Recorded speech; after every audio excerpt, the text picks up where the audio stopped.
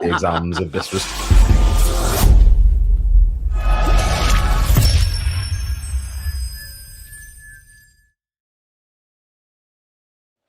Good morning, good afternoon, good evening, wherever the case may be. Wherever you're tuning in from around the world, do let us know, actually. I'd always like to know where everyone is tuning in from Halifax to Kuala Lumpur. We want to know it all. We are a few minutes late. Usually it's me. Very rarely is it Michael. Lewis is the ultimate professional. But today it was Lola, and I'm a snitch. And I'm a snitch, but she's so polite and kind. She said, "I'm so sorry, guys, for being late." And I said, "Oh, listen, it's not school." Without realizing, Michael's a teacher. Primary school, so it's all right. And then Michael tells me off like the teacher that he is. Yeah. And here we are. People, very, very welcome to another episode of Red Room. Are we live on Twitter? If not, I need to repost it on Twitter, Lewis. Yeah, we are. We are. Excellent stuff. Yeah. People, thank you very much for joining us. We have so much to talk about as per usual with this greatest red club in the world, greatest club in the world. Never mind colours. We were just talking about, just off air, if anyone watched the Dortmund Atalanta game, which was mental. I don't know if you guys caught up with it, but kind of, I know they're not in our section, but Champions League throwing up a lot of storylines and headlines, isn't it, Lou? You was talking about sort of you're enjoying the format or something. Yeah, I quite enjoy the way it's gone now, and like in particular that last game week 8 in the group. I like it, and I think that the Champions League it's had such a sort of stick over the years of it's lost its luster, but I think we are seeing those sort of like high caliber dramatic games. Like we mentioned, didn't we, then about the Inter Milan Barca games from last season?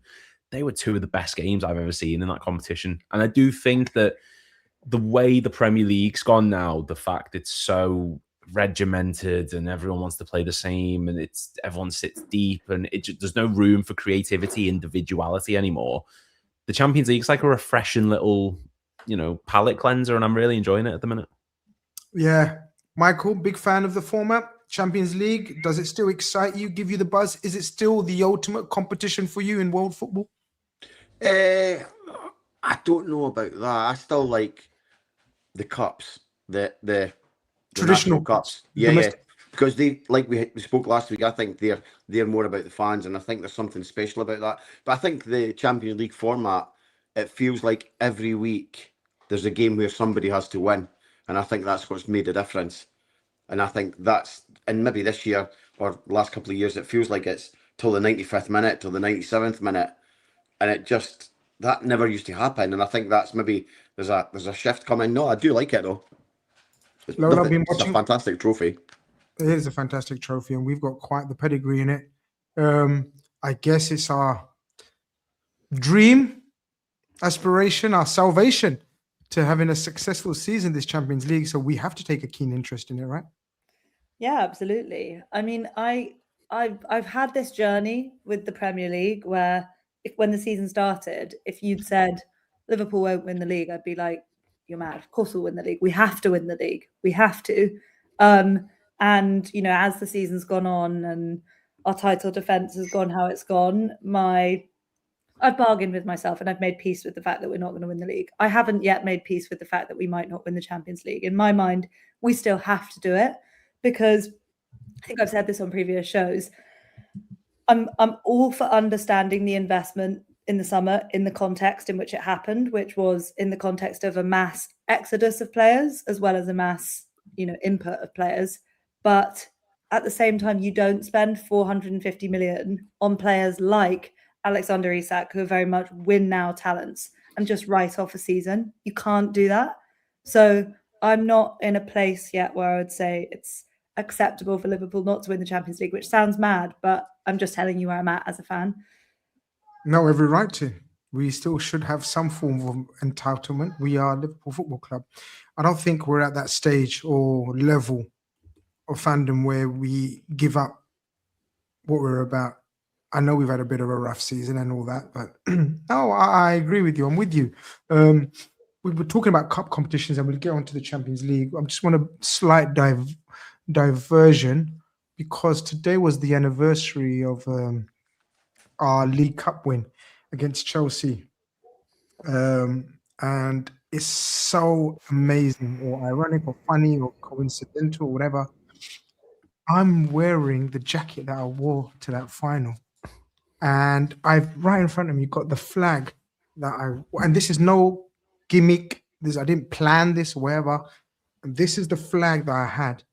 And it was, for me personally, I know we've had more glamorous cup wins, Champions League, FA Cups, whatever. But for me, it was one of the greatest Wembley Cup wins. It was just the manner the way we done it. Lou, any abiding memories of that Klopp's kids versus pretty much a full-strength Chelsea? Yeah, it's one of those where like you sort of struggle to put it into like to say a team of kids and players out of position and veterans in like Endo, who I'll touch on shortly, would beat a Chelsea team who invested the money they did and had the players in the squad that they had. Like it's something that only we could do. And I know that there's other clubs that'll say that, but it's something that only Liverpool could do. City couldn't do it. I don't think United of the past could have maybe done it, but Arsenal couldn't do it. Chelsea themselves couldn't do it. It was special. But the big thing that sticks out for me, obviously Van Dijk's goal, but I think Wataru Endo, that is the most, and Michael touched on it earlier on before we started about when I was on about my love for Benayoun. He's like, if you took one of us and stuck us on the pitch, that was Endo that day. He just played like you took any fan, gave them a shirt and said, right, get out there and play like you want to play for Liverpool. 120 minutes playing through cramp, fighting every single tackle, every single challenge, winning them all. And he was surrounded by players like Bobby Clark, McConnell, Lewis Kumas, Jayden Danns, all these players. And he led them seamlessly in midfield, which is such a mental thing. And I love it. It's one of my favorite cup finals of all time, just for that sheer euphoria of seeing those kids get that. A lot of them will never have a moment like that. A lot of them will never have a sort of. Yeah, no, we're gonna get the team up in a minute, Michael. I'm just gonna go through this 1 second. Sorry. Yeah, I'm just gonna go through this team and try to reminisce about it. And yeah, some names there's that. Well, where are they now? Kind of thing. So we had Keller in goal. Obviously, we now at Brentford doing amazing things. Just that lineup and the subs that came on. It was a joy to behold. And we're going to give it a bit of a contrast and comparison to sort of where we are now with the kids and sort of Slot's attitude towards them. But Klopp was the ultimate. Throw them in there and motivate them like hell and watch them go. Michael. Oh, sorry. Yeah, I think for me, that represents what Klopp did. Because he, like when you said, Grizz, when you talk about motivating them, that he could take that squad and tell them you can go for toe-to-toe with the what was it, Gary Neville said, the $1 billion bottlers, to go for toe. And it looked like they completely believed they could win throughout that whole game. And I think for me, that obviously the Champions League in 19 was good, but that kind of sums up Klopp for me. That cup final, that's what I take from that cup final. And when you watching it on TV and then seeing people's reactions and almost disbelief themselves, but the joy, that's what I took from it. Thought it was great. When you look at the subs, oof, where do you even start with that? I'm telling you, it was so emotional. And just watching, you got to remember Connor Bradley was 2 years younger. Elliot was still a kid, pretty much. Jayden Danns comes on. What was his name? Billy Clark? Lee Clark's son? Bobby Clark. Bobby Clark, I beg your pardon. Bobby Clark comes on. McConnell, who's actually returned to the club after sustaining an injury with Ajax. And I actually rate McConnell, guys. I've got a bit of a thing about McConnell. I think he can go places. I know he's been injured recently, but I think the guy's quality. Lola, any memories for you? I mean, obviously, I remember the Virgil van Dijk goal and the scenes. He was knackered. He could barely lift himself up after the celebration. Yeah. But I remember Kelleher making an outstanding outstanding save as well. It just epitomized Liverpool, the belief Klopp put in them. I mean, I have two main memories from that day. One was walking up Wembley Way and seeing the team. I think there was a chance that Nunes and I want to say there was Nunes and one other, that there was a shout they might have been on the bench. And I thought they'd be on the bench. I knew they probably wouldn't start. And then I saw that they weren't in the squad at all. And I thought, Jesus Christ, this could... I was thinking, I felt like a little lamb to the slaughter. I was like, you know, normally you go to Wembley and you're so full of excitement for what the day could bring. But I was like, Jesus, you know, I have to show up and do my duty to support here, but we're going to get beat. That's what I thought. And then, me too. Yeah. And then when the winner went in, I probably shouldn't admit this on a podcast, but we had Cairo and my mate hugged my other mate and had accidentally stuck it into his neck. And so there's just this, we have a video, just after the goal, and there's just this, guttural scream coming out of him. And he's got a scar for life to always remember the cup final by, which, by the way, he's very pleased about. So no one needs to worry about his welfare. But yeah, just an absolutely magical day. And just you know, from thinking we were going to get beat to what then transpired and how proud I was to be associated with Liverpool Football Club. The allez and extra time was just, you know, I just had tears streaming down my face after the game. It was just such a special day. Yeah, I've put up a little video clip of my good friend Sass filming me at the end, and my voice was gone. I was emotional. Like you, I didn't expect us to win. Look, it was what it is. You know, I didn't expect us to win. But then when it went to penalties, you kind of know the crowd didn't let... The crowd convinced me that we're going to win.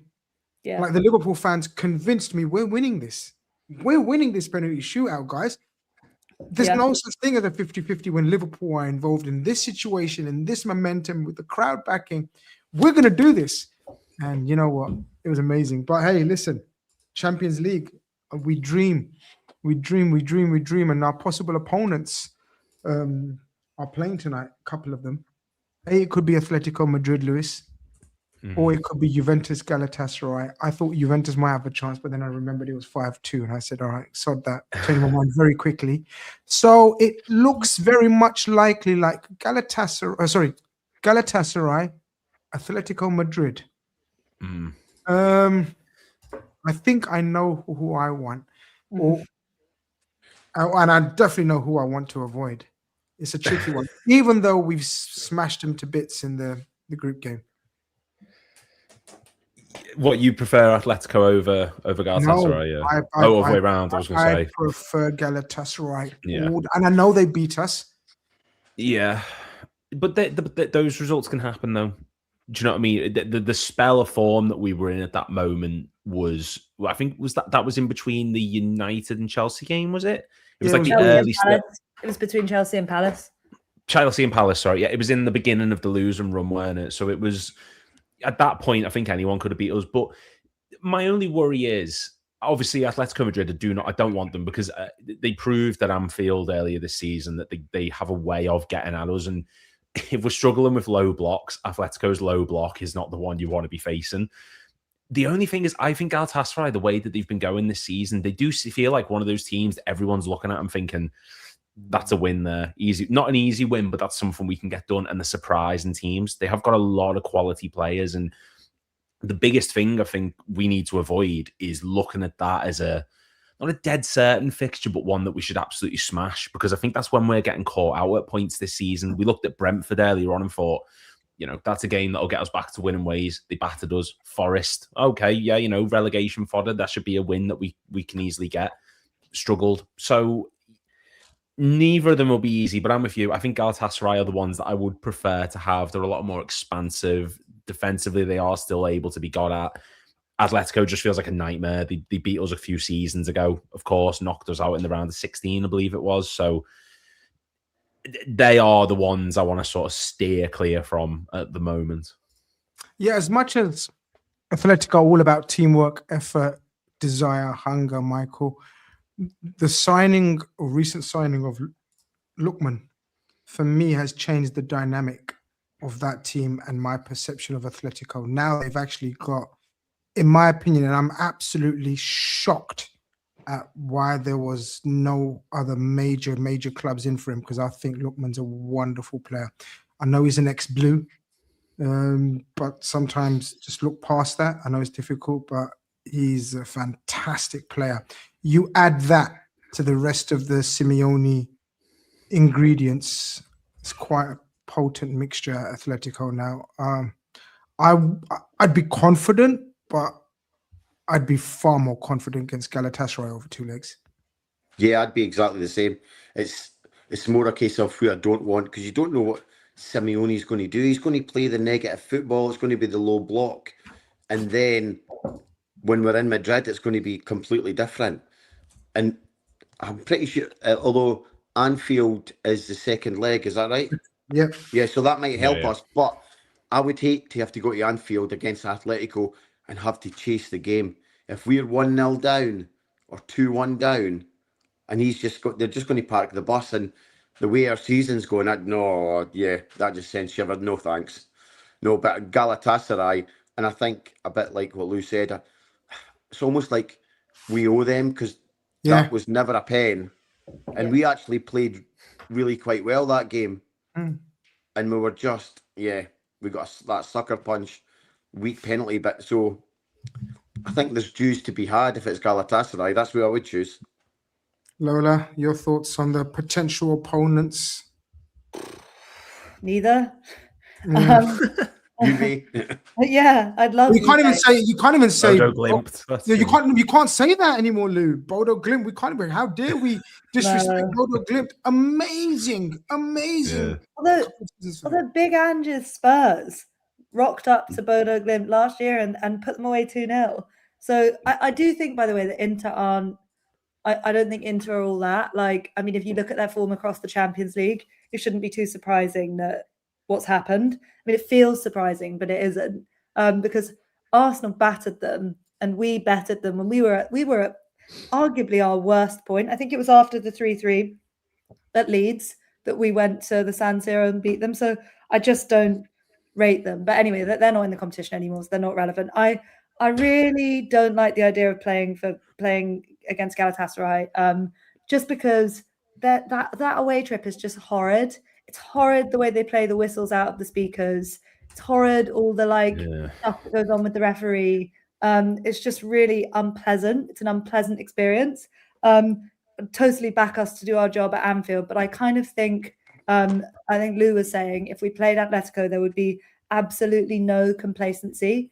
And it's the same thing. You'd have to survive the wander anyway to get the tie back to Anfield to a point where you could win it. So in my mind, they're weirdly equally tough. But Grizz, you're right. They're a different proposition with Lookman, and Julian Alvarez wasn't fit when they came to Anfield. So both of them fill me equally with dread. And I suppose I would probably marginally favour Atletico Madrid on the basis that I've watched us comprehensively outplay them at Anfield this season. And there's literally not one player that could have any complacency going to Atletico Madrid because of how recently they put us out of the competition. And I agree that's been a big problem for us this season. So gun to my head, I'd say Atletico.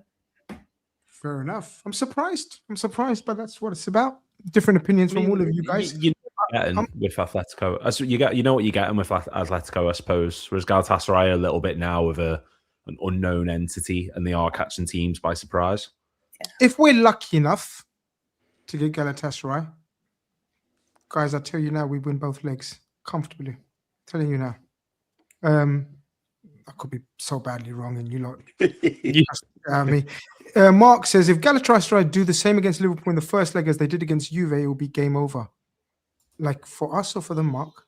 Who would it be game over for? You didn't specify. I'm assuming. Well, let's not assume. We don't know these days. Yeah, but look. You know what they say. You got to play them, or you got to play some great teams along the way. And if we have to put Atletico Madrid away in the next round, so be it. Bring it on. I totally agree with you guys. We'd be razor focused for Atletico because we'd be more up for it, or I don't know what the phrase would be. The way that we weren't razor focused when we played them just before COVID, everything was about the league. It was so emotional. Oh, If yeah. you remember that Yeah. time. Everyone was so wrapped up in the kind of hysteria of winning the league title, and rightly so. But it wasn't the focus, especially because we'd won the Champions League literally 9 months before. And it was think Adrian that- in goals. Yeah. And also as well, I know this might not factor into too much, but I think if we did get Atletico, the home fans would know they can rattle Simeone. He's proven that he can easily be like, his head can go a bit. So you start giving him flack, you never know what might happen with him in that regard. We've gone to difficult places. We've gone to difficult places this season. We've gone to the Emirates and got 0-0, which sounds awful to kind of celebrate. But look, we've kept a clean sheet against the league leaders. We've gone to Milan. We've gone to Inter Milan, which I just said weren't very good. But still, San Siro is not an easy thing to do. No. And we're keeping clean sheets. We're not playing particularly well in times, but we're keeping clean sheets. But I do think that for those Champions League games, we would need to have our strongest squad possible. I wouldn't be putting Dom and right back for that game. No. Segues beautifully into talking about clean sheets in Liverpool, and our latest clean sheet. Some would say we were lucky, as the banner says, lucky against Wolves. Lou, I've been since I watched it back and contemplated and read of the whole of X, his opinions on it, and obviously various other podcasts on all the platforms, because that's what I do. I've got a sad life. I just watch, talk, read Liverpool Football Club, nothing else. I'm not with this agenda about we were lucky Liverpool. I think in the end we deserve to win. What do you make or made of the game against Wolves? Is it Forest? Sorry. The I Forest beg game. your pardon, Forest. Of course it's Forest. I was like, did I miss a week then? What happened? Grizz, you've been so good with the banners. We don't need to talk about, we don't need to highlight it. I was like, I know I've been busy the past few weeks, but we don't need to highlight it. Missed? It was a test from Grizz. It's a test to see if I'm in the background of fixing it whilst you guys carry on and be the ultimate professionals that you are and pretend nothing's happened. I never claimed to be professional. No, honestly, I'm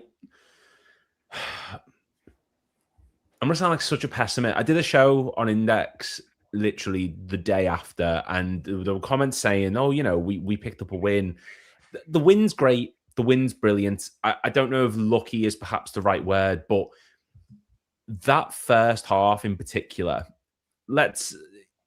sorry, I do ramble a bit, but that was against a team that have gone into their fourth manager of the season. That is a team which boasts a midfield that is full of energy in Sangare and Anderson and Gibbs-White. And we made the decision to move Szoboszlai, our most energetic and best midfielder at the moment, to right back. In a first half, which saw 14 shots, 12 of them went to Nottingham Forest. We lacked any sort of attacking threat. The minute Vert's come out of that team, we lacked any sort of attacking talent. We lack any sort of directness. We should not be that reliant on someone who's only just come into this team, who himself is still adapting. I don't think it's luck, but I can't say that it's a win that we fought for and truly deserved. Yes, we kept the clean sheet. Yes, they didn't score. But I think that's more down to the fact that Forest just didn't take their chance as well. We picked up the win. Brilliant. The second half was much improved. But we were lucky to get through that first half unscathed, because we cannot be performing like that against a team that's battling relegation, who are only 2 points against it. We're onto their fourth manager and struggling the way we did, producing 0.02 XG in a first half. That's awful. So luck in the first half, yeah. But overall, I think it's just Forest didn't capitalise like they did earlier on in the season when they thrashed us 3-0. Michael, your thoughts? I slightly disagree with Lewis's opinion, but hey, this is what we're about, differing opinions. I thought 12 shots, but really only the Callum Hudson-Odoi chance was threatening. The rest were shots from not really dangerous, but there's no denying that we were outrun. I agree with everything else he said in terms of we shouldn't have been dominated that much from a relegation candidate team. the way I saw it was there's a great example of Jones loses the ball on the near side touchline and he's looking for a foul. And when Slot goes on about the duels, it looked like they were just not at it. And then even when there's a Nottingham Forest end up having a shot that just goes past Alisson's right hand post in the first half, Jones has a horrible touch, and the Nottingham Forest player runs in, and Jones is jogging back. He's just lost the ball, and he's jogging back, and I think that summed up that whole half. And considering how big Slot goes on about the duels, I just couldn't understand it at all. It looked, it was Jones looking for a foul that was nowhere near a foul. I was so disappointed after he'd been so good the last few weeks. And I think we were lucky, but I think it feels like we know we're lucky, so we've said kind of feels like we'll take the 3 points. Now let's move on so we can forget about it. I look, the amount of times you mentioned Jones in that Yeah, that's quite a lot. I think who's annoyed you the most in that, and I agree, Jones annoyed a lot of people. It was back to the Curtis Jones that people cast doubts over if he's got a long-term future as a first teamer at Liverpool. But look, a bit of context. He didn't know he was starting like literally 5 minutes before kickoff. Maybe give him some leeway about that. Then he gets thrust into midfield. Then he gets thrust at right back. A bit of upheaval, but he wasn't the only one, Lola. No, I mean, we're going to get on to McAllister, etc., when he scored the winning goals or whatever the goals were. But yeah, the whole of the midfield was making me go mad. And Salah and our front three, yeah, they were. There's no other way of describing them apart from weak and poor. The front six, you could say, were weak and very, very poor. Yeah, I think I actually do have a bit of leeway for Mo Salah on this one, much as he was frustrating me. I think the manager got it really wrong not starting Jones at right back when Wirtz came out injured, because against Brighton, I think I even said this on the Red Room, there was lovely link up on the right-hand side, a triangle with Jones, Szoboszlai and Salah, and they looked super comfortable. And Mo has not been helped this season he probably hasn't had more than 5 games with a consistent right back behind him. So I have some sympathy there. I also have sympathy around the fasting. You know, it's a really difficult time of day to be playing a football match because it's not even like he could break his fast during the game. So I have some sympathy there. I also thought he looked the closest to figuring it out. Like, yeah, everything was bouncing off him. But you know, with Mo, he'll try 5 things and then the 6th thing will work. And obviously he was responsible for making the chance for Curtis Jones at the beginning of the second half. So he sits a little bit outside where the real targets of my frustration were. And I again, I know I always say this, I hate the Cody Gakpo pylon, because Cody Gakpo shouldn't be starting week in, week out for Liverpool. He should be a squad player rotating with someone like Luis Diaz and doing great work, which is what he did last season. He was essential to us winning the league, 18 goals last season. And then you come to Ekitike, and I was really, really disappointed by him because, you know, obviously we know he's struggled with the pace of the Premier League, and fitness-wise he's struggled, but he didn't start against Brighton. He only played about 30-odd minutes. And, you know, it's a full week recovery. And he couldn't hold the ball up. He ran, when he did run with the ball, he was selfish. He was trying to do it all on his own. And then you also throw in the finishing. And I think the thing with Ekitike is, he wants so badly to be the man. You can see it. And it's great when strikers have that alpha energy to them. It's exactly the Newcastle what game. Yeah, I loved it. We've all really enjoyed his interactions with the crowd and how he's conducted himself. But if you're going to be that guy, you can't just be that guy, you know, under the lights at Anfield when everything's going in your favour. You've got to be the guy away at Nottingham Forest. And I didn't like his demeanour on the pitch, the way he was half-assed chasing after things, lighting up when he got the ball at his feet and not releasing. And there was a couple of times where he beat 1, beat 2, and then tried to beat 3. So I was really, really, really frustrated with Gakpo and Ekitike. But yeah, I'm sure we'll come on to talk about Rio and Gamoa. I think, you know, what you say about luck, you make your own luck. And Rio Ngamoa now, there's a body of work emerging where he's made us lucky. Maybe he's just a very good player, I would say. And Liverpool aren't just the Devil's Club, which is what people like to say. Yeah, look, I pretty much agree with that kind of assessment. I was very frustrated. We just couldn't keep hold of the ball. We were weak in challenges, duels, second to every ball. Apart from our centre backs, I don't know if you want to add the fullbacks to that, Lewis. I thought everyone was weak and poor, but the second half, I just thought we were much, much better. We couldn't have got any worse. I thought we were very lucky to be 0-0 at half time. But I think, as I said, just my opinion. I'll stay out of it now. Let you guys give the main opinions. I thought we were strong in the second half. Again, without having many chances and clear cut and goalkeeper making saves. I just thought we're much better. And if there was any team that was going to win, it was going to be us. Yeah. And I think it helps a bit that Slot learned from that first half. Like, credit to him. Because in the first half, it felt very much like he was trying to keep Szoboszlai back and try and keep him as out sort of stretched as he possibly could. And then if you look at the average positioning and the heat map from that second half, he's predominantly more central and higher than where Curtis Jones was at that point. Jones ended up actually drifting more out to the right. So he did learn from it. The midfield did become more compact. We did have a bit more energy. It's just like Lola said, it was that attacking or lack of attacking threat. And if, like you said, if Salah could maybe pull off a bit of magic like we've seen him do, if Ekitike was willing to put in the hard yards a bit more, we might have been able to break through earlier than we did. And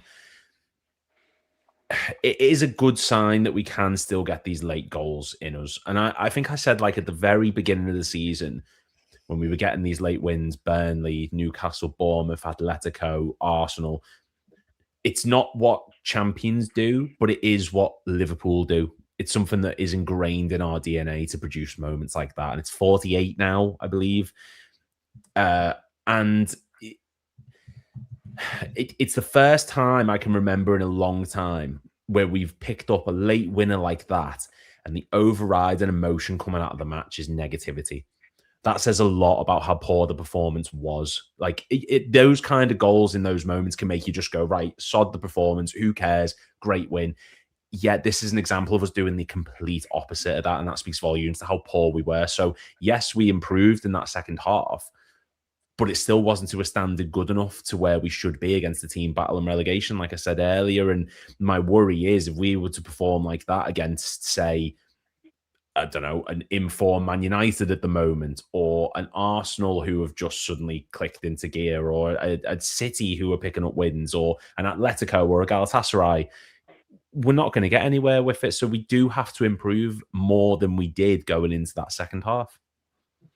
Michael, second half thoughts. We're going to get into the particular incidents, or maybe we can work our way into the significant incidents. McAllister, so many people messaging me saying, oh, he, including our very own Mike, who said stocks have risen for McAllister. I said, listen, fair play. Thank you for the winner. Thank you for the league title. But I'd still sell him. He was close to being abhorrent in that first half. But then there he is, pops up with 1 disallowed goal. And then with the winning goal, what did you make of it? Well, I think those are actually good points in terms of how I viewed it, is that when that first goal that was disallowed, well, obviously when it was disallowed, it still felt like we were still going for a win. And I think that his running into the box kind of epitomised that. And I think that, back to what Lou said, that kind of Liverpool thing, that we're in the 91st minute, we've had a goal chopped off purely because of the letter of the law, and then suddenly we're still going for the win 2-3 minutes later. Like, there's a bit of belief, like, no, we can still maybe win this. And I think that little pocket was really good. And then McAllister being in the right place at the right time and using some of probably his game management and intelligent play that had been sorely missing in the first. Yeah, Lola, that was the first let off. we think we've got away with it, and then we just think, oh, typical of our season. This season is going to get disallowed. It's going to be disallowed. Then the second one goes in, and you think you don't want to celebrate fully, and you don't celebrate fully. And then when you see the first highlight or the first replay, you think that's why we didn't celebrate fully. It's bloody offside. But then it's given onside, and you just don't know what to do with yourself. It's mad. Are you living inside my brain or something? Because that's exactly what I Yeah. wanted. I literally went in when I saw the angle of which looked like Van Dijk was offside. I went into my partner who was in the other room, and I was just like, "What's the point? Why do I do this? Why do I bother with this team?" Because as you say, it was so symptomatic of our season. But I think, look, there's plenty of negatives, and we do well to keep our feet on the ground. But I think what Michael was saying about going for the winner, to me, when the first goal disallowed, it felt like poetic justice. You just felt Forest will go up the other end and they'll score. But then that didn't happen. And Liverpool had the wherewithal and the calmness to get up the other end and create another opportunity. And I think that's massive. Like you described them as, was it mentality mice after the Man City game? That takes that they responded to a setback, to a gut punch, and they went up the other end and they took the points, and they were rubbish. They stunk the place out for 45 minutes and then steadied the ship and made it a game where nothing happened for the second half. But to have the gumption and the guts to go up the other end and get the winner, I've got to take my hat off to them, and I've got to take my hat off to McAllister, who kept going. I think, if anything, it shows the problem of how he's been used this season, because he's probably, when you take the front three and Wirtz out of the equation, he's probably the fifth most likely person to score a goal for Liverpool in any given game. So it's complicated with the positioning of Florian Wirtz. Does he work in the same team as Florian Wirtz? I'm not saying we should keep him, but I'm just saying, I think using him so far back where he's going to be in that engine room and in duels constantly is maybe not the best way to use him. And he's brilliant at crashing the box late, and he's got great composure. So I think it's massive. It's massive for us that we got that goal and we came away with the win. And I just can't emphasize how much credit I want to give them for shaking off the blow of having the goal disallowed and just going back up their end and doing it. I'm proud of them. I'm proud of them for that. I am too. That's why I was a little bit surprised with the negativity throughout the following preceding days. I just thought what we've been through, and every time we've been weak mentally and physically, going behind, adversity, everything else, I thought it's just a continuation of the slight momentum that we've been sort of gathering in the last few weeks. Just a very quick couple of words on a couple of players. Lewis, I'm going to ask you to mention anyone that you want to mention for any cameo or anything that you saw in that second half, if there is anyone. Well, do you know what? Is it bad that I couldn't think of anyone for a second until you said cameo? No, Ingamoa is just, look, Gakpo and Salah struggle so much this season because they're so face-on with defenders, and they are told, do not try to beat the man, do not play off the shoulder of the last man, do not run into space. You hold up that ball, you try and create for others around you, or give it to the midfield. You're not there to beat people. Engamo is such a breath of fresh air. And the big worry that we had going into the season was, is he going to get played too much because of that pre-season? And, is he going to get injured? Is he going to struggle? He's not being played enough. He just adds such a different element to that front line. And I think he attempted more dribbles, completed more dribbles, created the same number of chances as Salah and Gakpo combined in the whole match in just his 20-minute cameo. We saw it against Newcastle earlier this season. We've seen it all in pre-season. Every time he plays, he just adds something different to the team. And it's what we're missing with no Luis Diaz there. He needs minutes. And that cameo showed just exactly how dangerous we can be when we have players like that. It's who we are. We always have attack-minded individuals, and Ngamoa is the newest edition of that. That run he makes through midfield where he takes on 3 people, squares it off to Kerkez, who crosses it into the box. That's exactly what we've been needing for weeks and months. Give him more minutes, because if it's anything like that cameo, he's only going to create for us and give us more wonderful moments if he plays like that. Michael, more minutes or more starts? Where are you at with the Both. Rio debate and chat? Definitely and more also minutes. More minutes. Definitely more minutes. When it's games like that, we've nothing to lose. He brings a bit of excitement, a bit of urgency, for want of a better word. And I don't know what you guys think, but it almost feels like maybe it's just wishful thinking or that romanticism. I would keep thinking Klopp would have brought him on by now. Yeah. And I think there's something about that and the impact it could have against tired defenders. Why? Just because you could take Gakpo off and put him on. It doesn't have to be like for like with Salah. Well, Because that's I funny. do think. It's funny you say that because I don't know what you guys think, but I thought he was much more impactful on the right. It showed, and I personally have never seen him play on the right. I mean, there's lots of things you could do though. You could put like it doesn't have to be like Michael was saying. It doesn't have to be Salah out, Rio in. Like you can put Salah down the middle for a bit if you want to give Ekatike a rest. They could both go back to that 4-2-2-2. They did away at Marseille, which looked really good. So it doesn't necessarily mean that Mo has to be out of the team to make it work. But I agree, he did look better on the right. The show must go on. We're coming to the end of it, and the momentum must go on. Keep up the momentum, Reds. My next amazing banner. Spelling mistakes correct. Exclamation mark correct. Everyone made sense. Right team. Everything. Yeah, go. We're good to go. There's a space between Reds and the exclamation mark. Oh, shut up!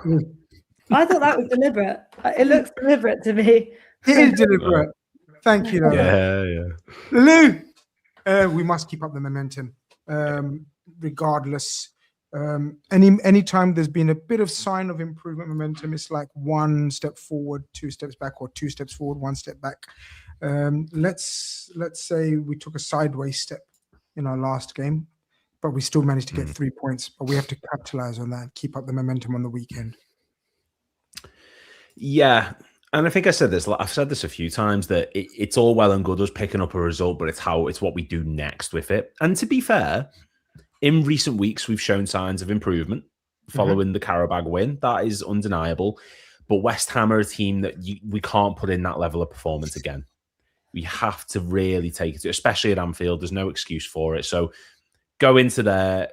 It's so easy for me to say, just make a statement win. But I'd be happy with just the calm win, just a steady the ship, nice, comfortable 1-0, but like in a convincing manner. We've got a big run of fixtures coming up. We've got West Ham, Wolves twice, Tottenham, Brighton, Fulham, Everton, Palace. Like, they're games that ordinarily we should look at and go, right, we can do this. We've got to go in there and just keep momentum going, make a sustained push for this top 4, top 5. Chelsea drop points. United, the bubble will burst eventually. We've got to be there ready to pounce when it does. So it's massive that we pick up a big win against West Ham this weekend. Michael, looking forward to it. West Ham, tricky fixture. They've run out into a bit of form since obviously the new coach. If you rewound 4 or 5 weeks, we would have said, this is nailed on.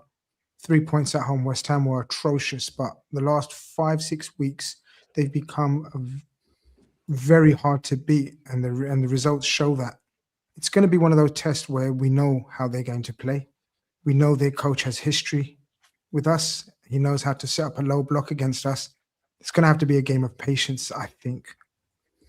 Yeah, I think in some aspects, the fact that we have to be better prepared for this West Ham compared to the one 5 weeks ago probably works in our favour, because that's the bit that Lou's talking about. That's the momentum we need to build on. If we can have a better idea of predicting how they're going to play, then he's had all week to find ways of doing it, and it can't rely on Wirtz being in the team. He needs to be prepared to mix it up. And it's a bit like Lola said, okay, take Gakpo off 20 minutes into the second half and put Rio on.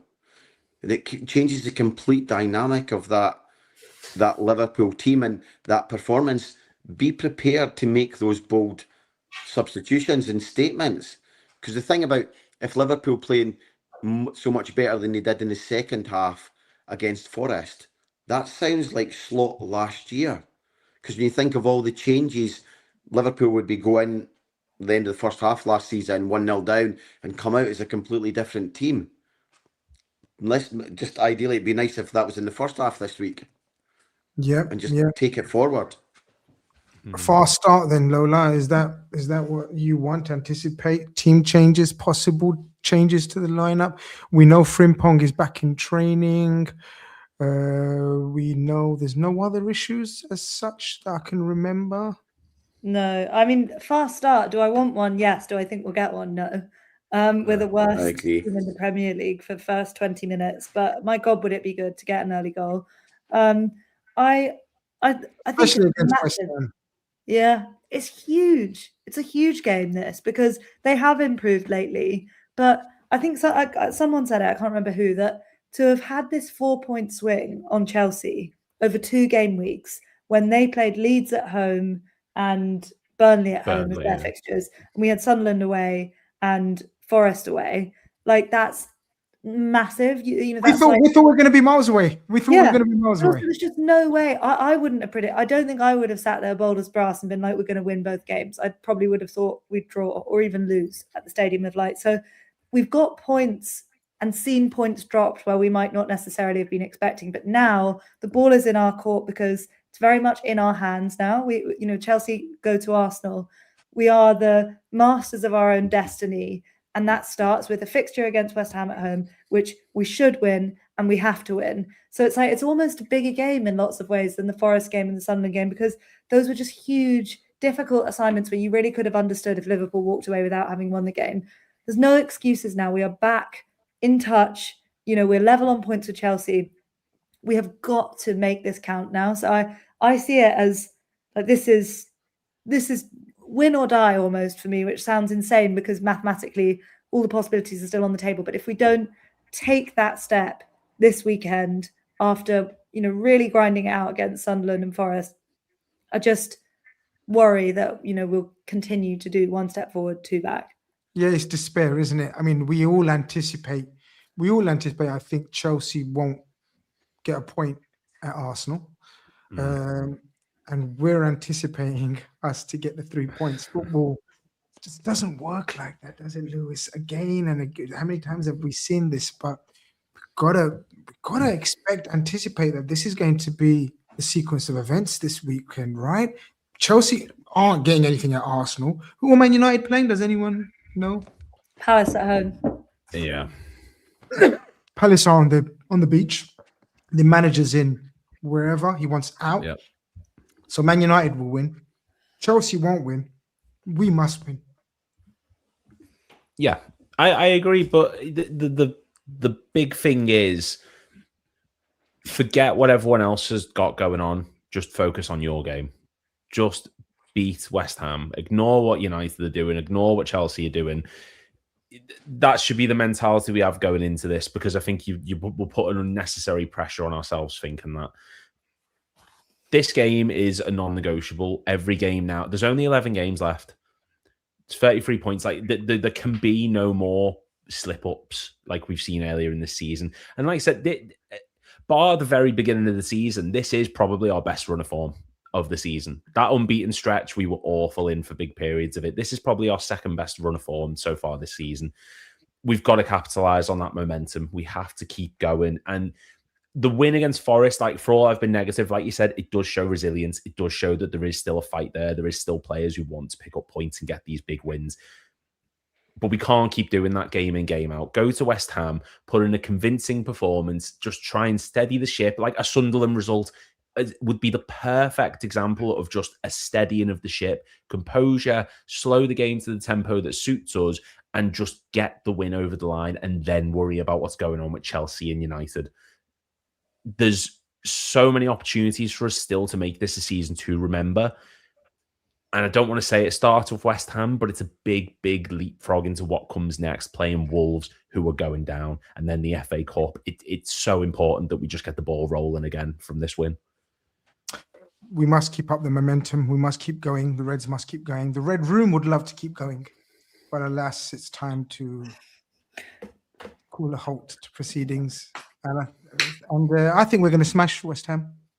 I think we're going to win comfortably. But let's see if I have egg on my face this time next week. And I'm sat here listening to, why'd you have to open your stupid big mouth, fella? You know, let things play out as they are. But listen, people, thank you very much for joining us today for another episode of Red Room. Hope you guys keep well, stay safe, stay well, and we look forward to speaking to you next week. Probably same day. Are we in Europe? No, it's not. Are we back next week in Champions League? No, there's no. It's Wolves. It's Wolves. On Tuesday or Wednesday? Oh, it's a Friday game. Yeah. Wolves. Oh God, that's weird. That's really weird. Yeah. I can't remember the last Friday game we played. It's Tuesday, Friday, isn't it? So yeah, we'll be slap bang in the middle of the double header against Wolves. Well, there you go. Next week, Wednesday, 8 p.m. Join us. Until then, peace, love, and tranquility to you all. Take care.